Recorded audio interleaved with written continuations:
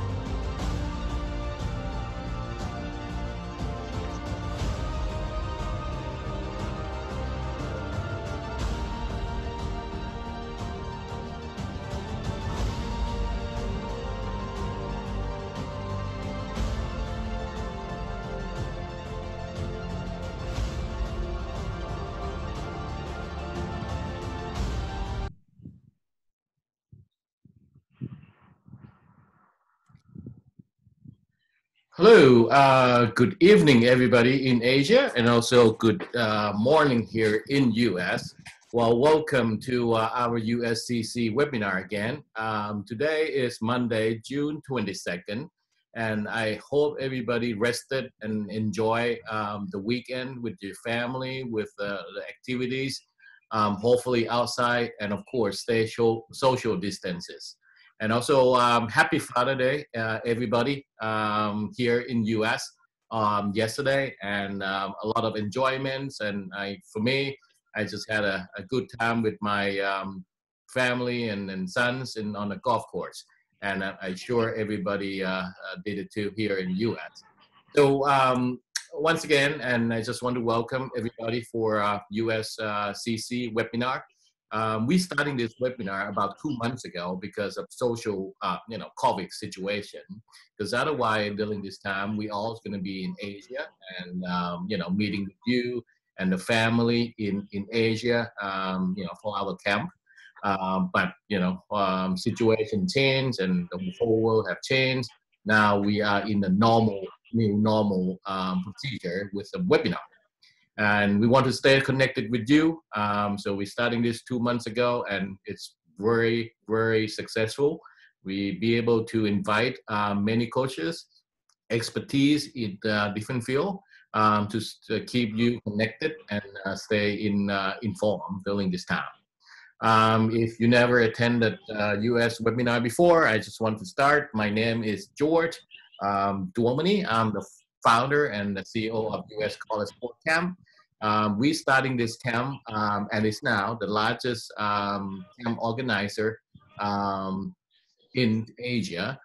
We are operating 7 sports and in 15 different countries. As for myself, I came to US about 30 years ago because of tennis, and today we have a privilege to learn more about tennis program here and from Coach Coach Chin Tran, who is one of the leading coach in NAA division. So for me, I came here 30 years ago, played tennis, and had a dream to turn professional. And then came to Nicola Terry. Back then it was Andre Agassi, Keith Sampras, and many others at that academy. So stay there, train there for a year, didn't make it. Went to University of South Alabama to play tennis there for 4 years. So since then, I've been involved in tennis, and I've been helping a lot of tennis players coming here, from junior level, college level, or even professional players. Um, with that say, I walk with you, I talk with you. We know the whole story, the whole process of how to, one tennis player who has a dream when they were young, playing competitive tennis every weekend with the family and wanted to be a professional player. So with that, I just want to say hello everyone again in Asia and also here in the US, and want to welcome Chris, Coach Chin Tan. He's a head coach of the men's and women's tennis team at University of Cumberland. Um, Cochin, originally from Malaysia, and also graduate from University of Cumberland. Not a while ago. While he at Cumberland, he also played tennis there, represent the university and all to academic All American for 3 years. And for the coaching side, he led his team to many both men's and women team in AA national championship, and the latest one in 2018. And we will learn more about the U.S. college tennis situation here in U.S. and the season's about to open in August. And also we will learn more today about Coach Chin and Unity and his program. Coach, I'd like to welcome you to the program. Coach Chin, you hear me okay, sir? Yeah, thank you. I am extremely happy to be here. I'm really honored. first of all, thank you so much for inviting George. I have always had my eye on anything Asia, of course, being from Malaysia. And like George, I have the passion to help any Asian kids that want to come to US and do well here, academically first, and then tennis or other things second.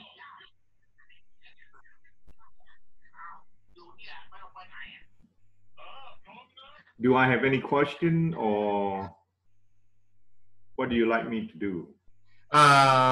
Coach In, yes. So, well, I sorry, I forgot to do a housekeeping. If anybody who has a question that participate in the Zoom or Facebook Live, please go ahead and type your message in the comments box, and then I will ask Coach, you know, to have the to get an answer from you. Coach, why don't we start with this? How did you come to US? You played 3 years at Cumberland. Yeah, I came to US for study, 1984, and back then it wasn't for tennis or anything, but that was the time where I think tennis and many other sports, you know, just starting to go up, because the number of people coming to college from American high school dropped tremendously. And so university, in order to spread their expenses, they have to recruit international students. So in the 80s, many of us came. And while on campus, you know, we were invited to play sports. And I played some tennis, not much, but always loved and enjoyed the game. And so as a result, you know, I picked it up and played Cumberland for 3 years.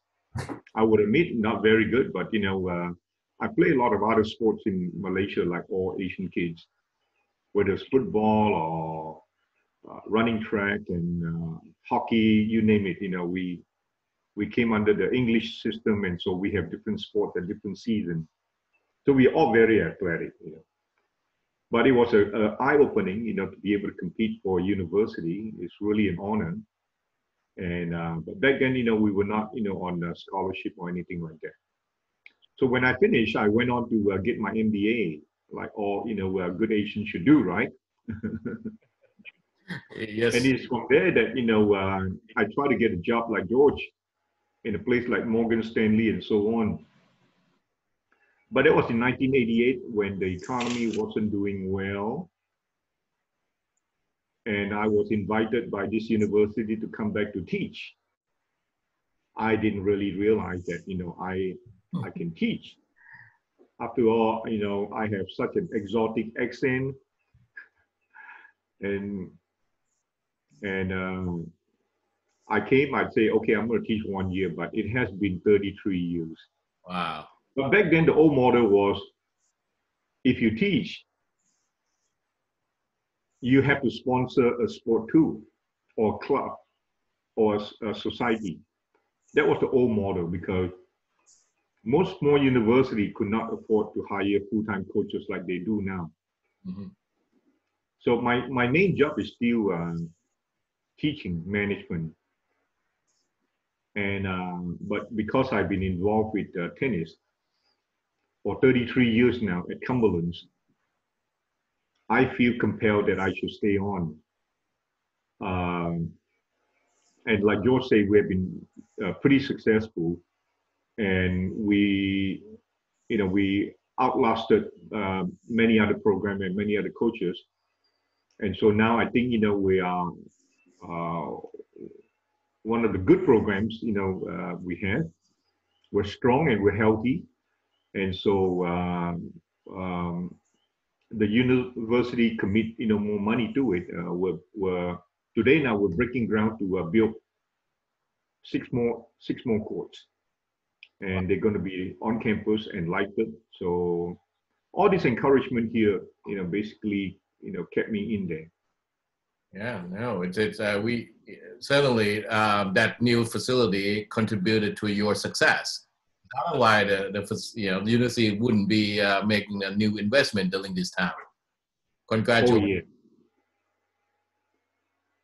Congratulations. Very true. Yeah. Thank So you. I guess you came because back in 1980. So you came here because of education first, and then tennis later.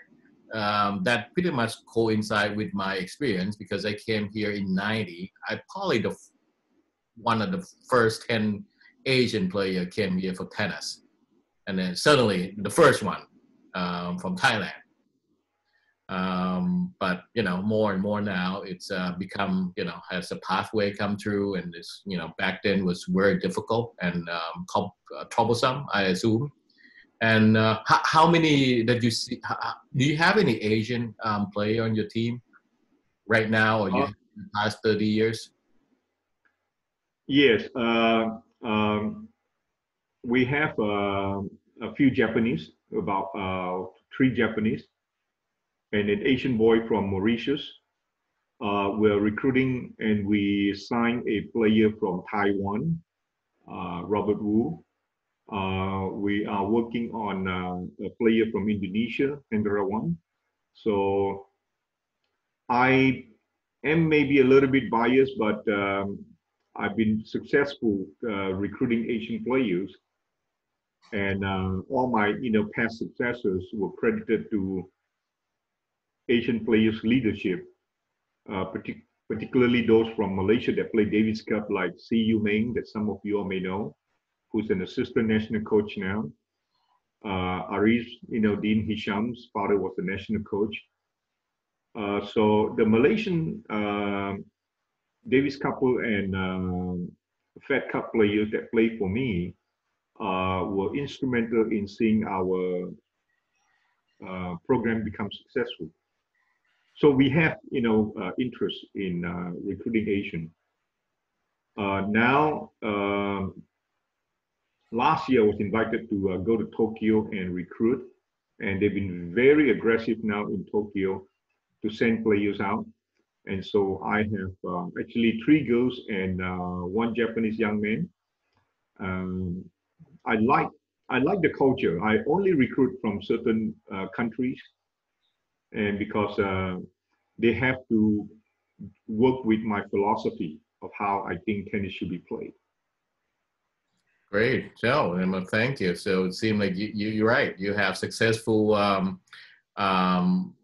flow of Asian player, and with the Davis Cup level and Fed Cup level, and of course they also get the education and degree here too. All of them graduate, I assume, right?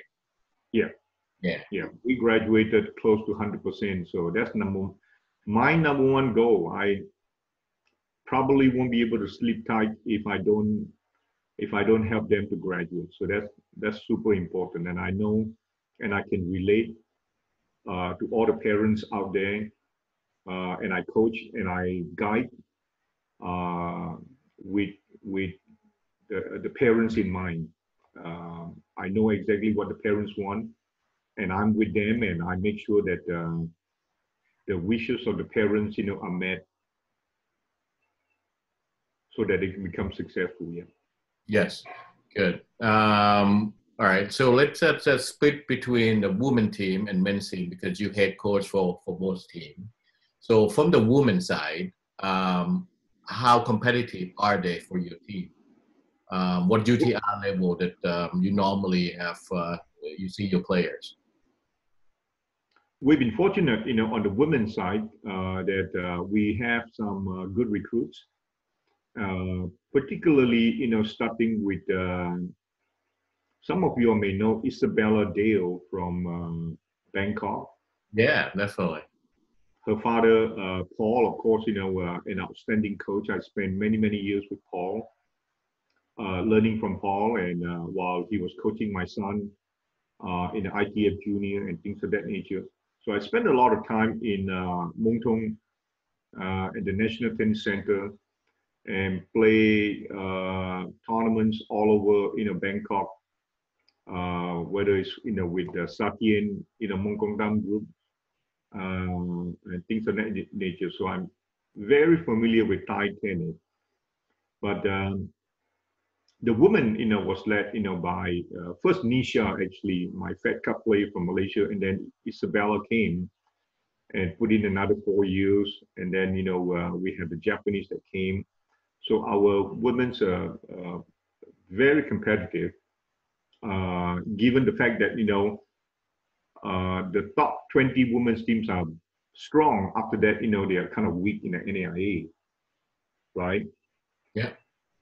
But in the men's, the strength and the parity of the teams is really deep. We're still a top 15 teams, in both, but the men's are having, to work, a little bit harder and compete harder. Because the men's games are very physical. The women's games are more emotional. So if I can control the women's emotion, our chances of winning is better. But the men, they have to grind it out, long rallies, and they have to be physically very, very strong. So we've been lucky, that they responded well, and so we've been very competitive. Okay. That's really, really good. So for the women's side, from number one to all the way number 6, how competitive of that game? I guess is it's to be top heavy. I assume, right? Or they all really about the same from 1 to 6? Very good question. It used to be your 1 or your 2 are really good, and after that, everything dropped really low. That has to do with the way university financing the program. But today now, the financing, is actually, quite good, and the game has gone global. I mean, practically, every day we get players from all over the world. They are emailing us about a chance to play. So the pool of supply is really, really large. And the supply of teams, with so many teams, dropping tennis now, sadly, we have so many opportunities. And so back to your question, George, from 1 to 10, I can pretty much put, anybody in there to execute. The technical skills are, pretty level high. The difference is, mental toughness. And number 1, still a little bit higher. They're willing to grind. But forehand is forehand, backhand is backhand, serve is serve. Everybody can do it. It's just a case of, how willing you are to stay in the rally and fight for your point. Okay. So the level is pretty even, George. Yeah. So which is totally different when I play, because during that time in 1990, the first really, really good, and the second it just you can see the big difference. Yeah. Wow, the game had changed. So basically, and you say 1 to 10. So basically, you carry 10 player on the team.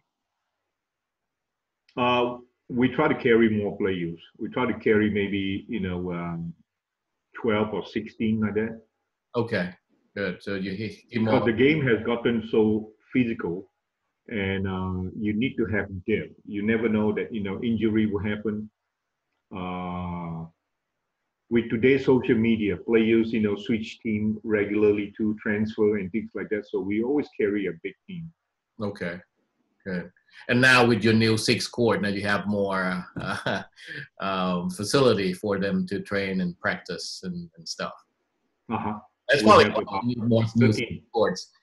That's probably why you need more 6 courts for you. You want to carry a team. This is very good news. Normally, we don't hear that university adding more new facility. You're absolutely right. Our university is healthy. We were the first one that went online 2005. And so we were a small college with less than 2,000 students. Now we have about 17,000 students. Wow. Mm-hmm. But many of them are online, though. It went all the way to PhD and things of that nature. Yeah. Okay. Good. About men's team now. So you mentioned that men's team is a lot more physical, and physical fitness is probably number one. And how do you recruit this player? How do you know they're physically ready for you to compete? Good question. Different countries do it differently, but fortunately now today we have the UTR. But over time, we work with sports agency like what you have, George, and through the relationship, you pretty much can gauge, if so and so are sending you good players, or they just want to fill, a roster, or they're just into money making. We go to a lot of showcases. Like I said, I even went to Tokyo, Japan, and we usually have a Skype conference like that, so that we can talk to them, because it's not all about tennis. A big part, we believe, is that if you get a good person, generally you can make them a good tennis player. So the day of tennis bread is over. To me, life is too short. I don't have to deal with, those kind of bad attitude. We'll find you a better school to go to. But if you play for me, you got to play it right, because your parents expect you to be dedicated, disciplined, and when times, are bad, show some determination. Mm. So the men's are very competitive. We get players all over the world, so competitive that if I want to have 50 players right now, I could have 50 players for this year. That easy. Yeah.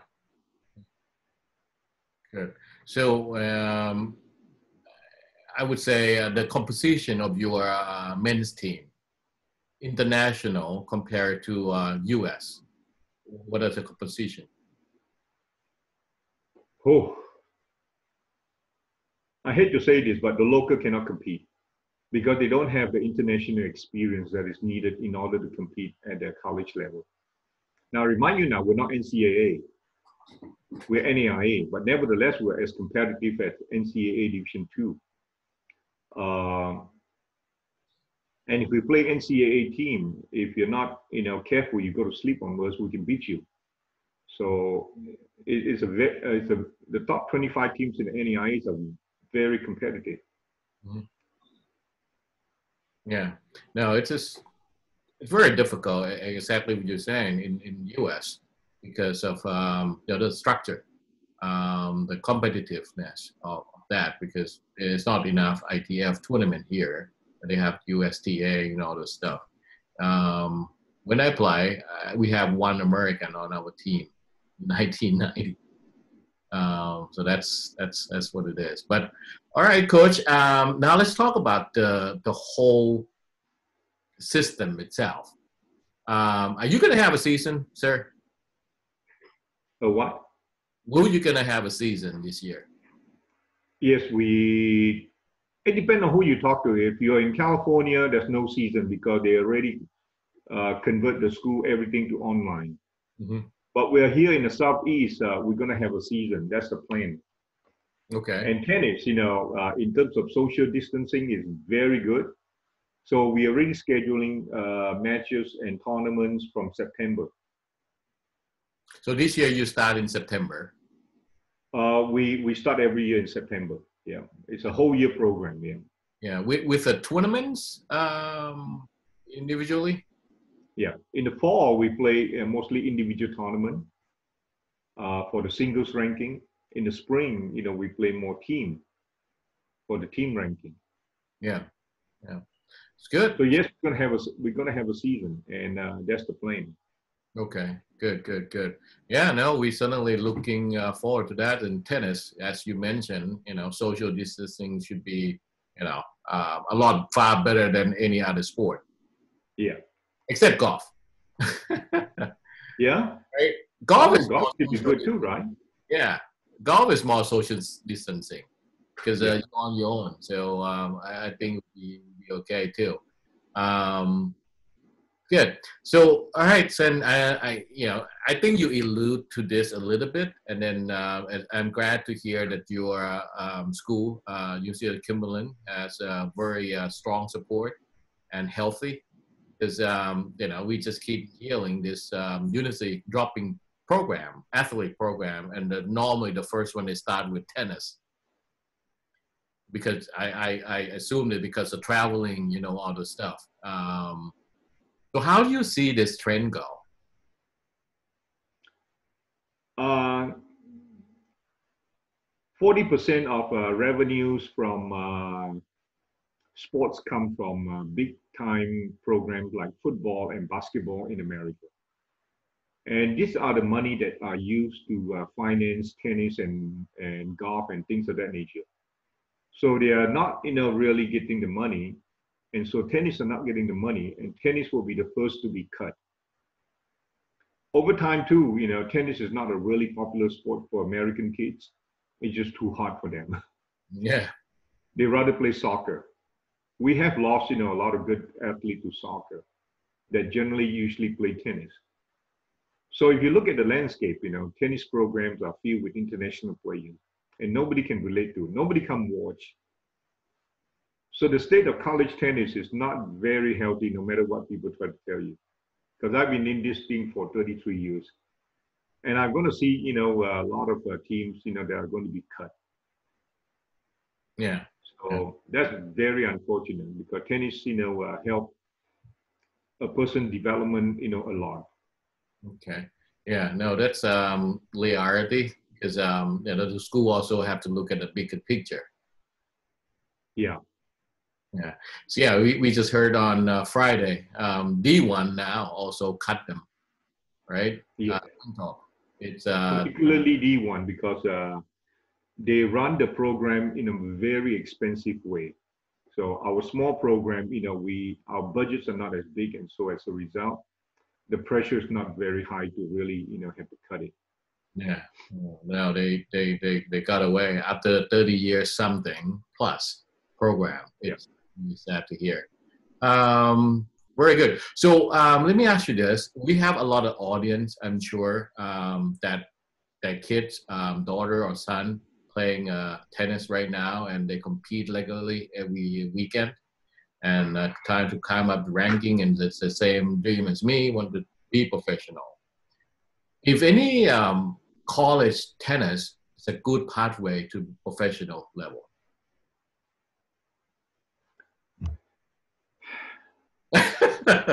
Yeah. Stop question. No, I can tell you an honest question. I tried with my son. Mm. It doesn't work. Mm. I'm so sorry to tell you all that in 33 years of collegiate tennis, it's a very dangerous path to go down to, trying to make your son or daughter to play professional tennis. Because you are going to, if you decide that, then you're going to commit, a lot of resources, financing, time, and things of that nature. And the chances of them making it is not good at all. I know many of them tried, and at the end, what you're going to get, is mental disturbance. A lot of them get into depression. And so the best thing for them is to come to college, get a good degree. Yeah. College, is almost like a version of the pro tournament because they play players from all over the world. Yes, you don't make money, but neither when you get out there to play the futures and challenger, you can't make money either. If you're not top 100 players in the world, it's hard for you to make money. So I advise from my personal experience and being a coach for 33 years and having advised a lot of parents, don't do it. Send them to college. Make them play good tennis in college. And if they have an opportunity, try some of the futures. It is from that kind of relaxation that they will be able to develop really, really well.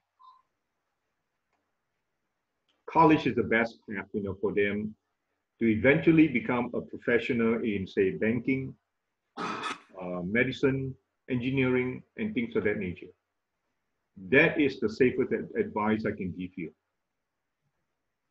Thank you very much for that advice, and I share the same. And out of that, maybe 99.99% of the people should come to college and think about something else to follow through. And then while you're waiting, college tennis, it's very good. I mean, you get both education and also, if you're ready, you don't know when you're ready. At 18 years old, you come out from high school, are you going to compete with 22 or 25 man body? So it's very difficult. The case in point, Karunade Singh, KU Singh. He came to America after being coached by Paul Dale and played for Georgia all the way to number 2 in the country. And so, he turned pro. And now he's languishing for the last 7 years, top 400, 500, and cannot make any money. Practicing in Bangkok is super, super tough. Yes. And that. Come to college. So an agency like George, you are doing them a big favor, creating an opportunity for them, to live their dreams in tennis, the real dream.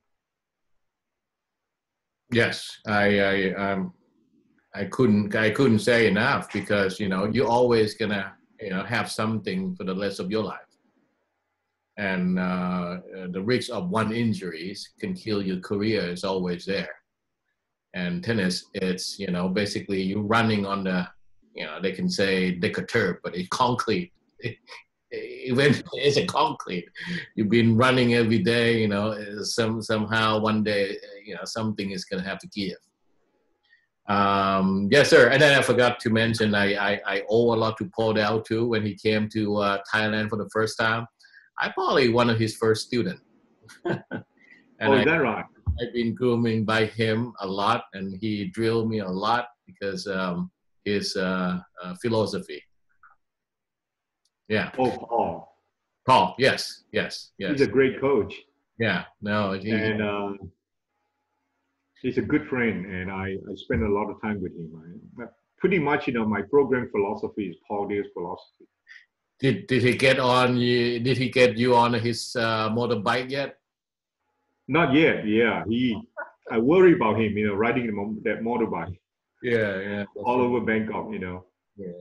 No, it's good. And no, he should be able to be back in. I think social distancing it's relaxing now in Thailand, and tennis it just started to be back on the scene last week. So he should be back on. Well, he's in India doing a clinic, I believe. Oh, yeah. Wonderful. Okay, so all right, I think we come to the end. Do you have any wisdom or sharing experience that you like to give to our audience today? We have many parents that have their child playing tennis and hope to come to college here in the U.S. Well, I say a lot of good things can come true if you let your kids to come to America to play college tennis.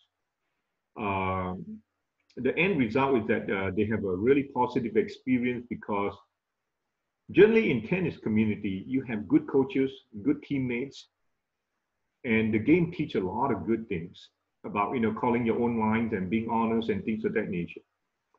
And it's an individual sport, so there's no bluffing. You're good or you're not good. If you're not good, you practice harder. It's a great game because it teaches you every day to work on it, to make sure that you get better and better and better. And it's that kind of attitude that you get, that eventually will help you to become very successful in the business world or in the workplace. So send them, this way. And when you do, check the program out and talk to the coach. Some programs, have many coaches that come in and out. And if they have so many coaches that are not there for a long time, it shows that the program has a lot of weaknesses. So stability in the program is really, really important. Okay. And just don't go for all the money and the scholarship. Making sure that they are safe. In this time, you want your child, to be in a safe place. So all these ideas, of in the big cities and things of that nature, it's not all cracked up to be, So you want them, to have a program that has been successful traditionally, yeah. But above all, we all have to be honest. Tennis is supposed to teach life. It's not supposed to teach tennis. It's about, teaching life skills such as how to get along, how to work harder, how to be disciplined, how to be determined, how to find dedication, when things, are not going well. So I'm really grateful, for tennis.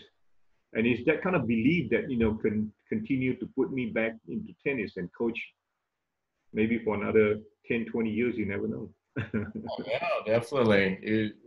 And yeah, tennis for life. I mean, it's taught, as you mentioned, it's taught us many things. Not only time management, responsibility, accountability, everything. And I also owe that to tennis.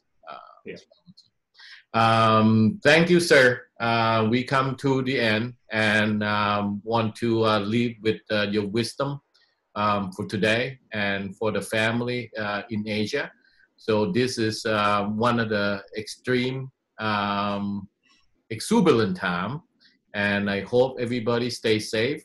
And please be sure to stay connected with us at US College Sport Camp, and we will be inform you here and there regarding to the current situation in US. And of course, and a lot of people now have a question regarding to when the US Embassy will open up again, because many people waiting for visa to come here in US.